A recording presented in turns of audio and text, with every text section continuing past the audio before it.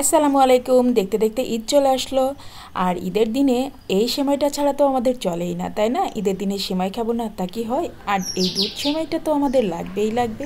এটা বলা চলে আমাদের একটা আবেগের নাম। ছোটোবেলা থেকেই ঈদে এই দুধ সেমাইটা আমরা সবাই খেয়েছি, তাই এই সেমাইটা আসলেই আমাদের একটা আবেগেরই নাম। দুধ সেমাই রান্না করতে গেলে অনেকেই কমপ্লেন করে যে মিষ্টি বেশি হয়ে যায়, মিষ্টি কম হয়ে যায়, বা ঘনত্ব বেশি হয়ে যায়, বেশি জমে যায়। আবার অনেকে বলে বেশি পাতলা হয়ে যায়। তো আজকে আমি একেবারে সঠিক রেশিও সহকারে এই রেসিপিটা আপনাদেরকে দেখাবো। আশা করছি নতুন রাঁধুনি আপুরা অনেক উপকৃত হবেন। তো চলুন শুরু করি আমার আজকের রেসিপি। প্রথমে আমি একটা সেমাইয়ের প্যাকেট নিয়ে নিয়েছি, এই যে বনফুল ভার্মিচিলি। আপনারা যে কোনো ধরনের সেমাই নিতে পারেন। এটাকে আমি ভেঙে গুঁড়ো গুঁড়ো করে নিয়েছি প্যাকেটের ভিতরেই। এই যে ভার্মিচিলি সেমাইটাকে আমি এভাবে করে ভেঙে নিয়েছি। এই প্যাকেটের অর্ধেক প্যাকেট সেমাই আজকে আমি রান্না করব। তো আজকে আমি একেবারে সঠিক পরিমাপ সহ বলবো যে কতটুকু দুধ দিবেন, কতটুকু চিনি দিবেন। এখানে আমি ঘি দিয়ে দিচ্ছি, একটা ফ্রাই প্যানে গাওয়া ঘি দিয়ে দিয়েছি 3 চা চামচের মতো, আর তার মধ্যে দিয়ে দিচ্ছি হাফ প্যাকেট গুঁড়ো করা সেমাই। মানে বড় বড় সেমাইটাকে আমি ভেঙে গুঁড়ো করে নিয়েছি এবং সেই সেমাইটাকে আমি দিয়ে দিলাম এই যে ফ্রাই প্যানে। এখন এটাকে আমি কিছুক্ষণ ভেজে নিব। এই সেমাইগুলো যদিও ভাজা থাকে, তারপরেও আমার কাছে একটু ঘি দিয়ে ভেজে নিলে খুব বেশি ভালো লাগে। এখন চুলার তাপমাত্রা একেবারে মিডিয়াম টু লোতে রেখেছি।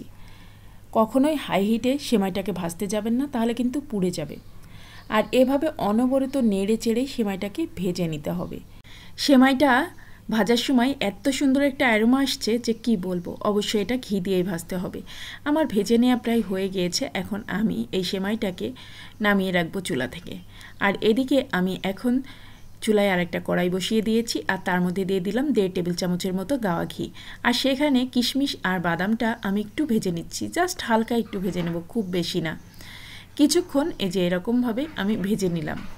ভেজে নেওয়ার পরে এটাকেও আমি উঠিয়ে রাখবো। খুব বেশি মচমচা করে ভাজতে হবে না, জাস্ট হালকা একটু ঘিয়ের মধ্যে ভেজে নিলে খুব সুন্দর একটা ফ্লেভার আসে কিশমিশ আর বাদাম থেকে। যদি কেউ মনে করেন কিশমিশ আর বাদাম ভেজে নেবেন না, তাহলেও সমস্যা নেই, তারপরেও একটু ভেজে নিলে খুব সুন্দর একটা ফ্লেভার আসে। তাই অবশ্যই একটু ভেজে নেওয়ার চেষ্টা করবেন। এখন আমি দুধ দিয়ে দিচ্ছি এই কড়াইয়ের ভিতরে। খাঁটি গরুর 2 কেজি পরিমাণ দুধ, দেখতে পাচ্ছেন মোটা একটা সর পড়ে আছে, এরকম দুধ। 2 কেজি পরিমাণ দুধ আমি জাল করে 1.5 কেজি করেছি। অর্ধেক প্যাকেট সেমাই রান্না করার জন্য এই পরিমাণ দুধই লাগবে। দিয়ে দিলাম অল্প একটু লবণ আর 4টা এলাচ মুখ ফাটিয়ে। যারা মিষ্টি খাবারে লবণ খেতে পছন্দ করেন না তারা খাবেন না বা দিবেন না। চিনি দিয়ে দিচ্ছি মেজারমেন্ট কাপের 1 কাপ পরিমাণ। আমি এখানে কাপ দিয়ে মেপে দিলাম না, কারণ আমি রান্না করতে করতে অভ্যস্ত, তাই পরিমাপটা আমার খুব ভালো মতো নখদর্পণে। এখন গুঁড়া দুধ দিয়ে দিলাম মেজারমেন্ট কাপের হাফ কাপ পরিমাণ। সব কিছু দিয়ে দেওয়ার পরে এখন খুব ভালো মতো এটাকে মিশিয়ে নিতে হবে। খুব ভালো মতো এখন মিশিয়ে নিয়ে এই দুধটা বলক উঠতে সময় দিতে হবে। তো এখন চুলার তাপমাত্রা মিডিয়ামে রাখতে পারেন। দুধটা ফুটে উঠেছে, আর এই সময় আমি ভাজা সেমাইগুলো দিয়ে দিচ্ছি। আর এখানে আমি যে পরিমাণ সেমাই ভেজে নিয়েছিলাম, অর্ধেকটা প্যাকেট সেমাই, সেটাকে আস্তে আস্তে মিশিয়ে নিলাম। আর এখন চুলার তাপমাত্রা মিডিয়াম টু লোতে রেখে কিছুক্ষণ এই সেমাইটাকে জাল করে নিচ্ছি। এরপরে দিয়ে দিলাম কিশমিশ আর বাদাম, যেটাকে আমি ভেজে রেখেছিলাম সেটা থেকে অর্ধেকটার বেশি পরিমাণ রেখে দিয়েছি, আর কিছুটা রেখে দিয়েছি যখন সেমাইটা বাটিতে ঢালবো তার উপরে দেওয়ার জন্য। আর দেখেন আমার সেমাইটা কিন্তু রান্না হয়ে গিয়েছে। কি সুন্দর সেমাই হয়েছে, তাই না? ঈদের দিনে এই সেমাইটা রান্না না করলে ঈদই মনে হয় না। মেন কথা, ছোটোবেলা থেকে ঈদের দিন এই সেমাইটা খেয়ে বড় হয়েছি, তো ঈদের দিন এই সেমাইটা একটা আবেগের নাম। এই সেমাইটা আমার এত ভালো লাগে, আর আমার বাচ্চারাও খেতে খুব পছন্দ করে, তাছাড়া আমার হাজব্যান্ডও খুব পছন্দ করে। আর আমার হাতের এই সেমাইটা খুব মজা হয়। আমি আজকে আপনাদেরকে যেভাবে রেসিপিটা দেখিয়েছি ঠিক সেভাবে যদি আপনারা রান্না করেন তাহলে ঠিক আমার এই টেস্টটাই পাবেন। আর যাই হোক, আজকে সেমাইয়ে আমি কোনো কাজু বাদাম বা কাঠবাদাম কোনোটাই অ্যাড করিনি। আমাদের দেশের যে চীনা বাদামটা আছে সেটাকেই আমি ভেজে নিয়ে খোসা ছাড়িয়ে নিয়েছিলাম, আর তারপরে একটু ঘি দিয়ে ভেজে নিয়েছিলাম। ব্যাস, এটাতে এত সুন্দর ফ্লেভার আসে যে আর কাজু বাদাম কাঠবাদাম ইউজ করার কোনো দরকার নেই।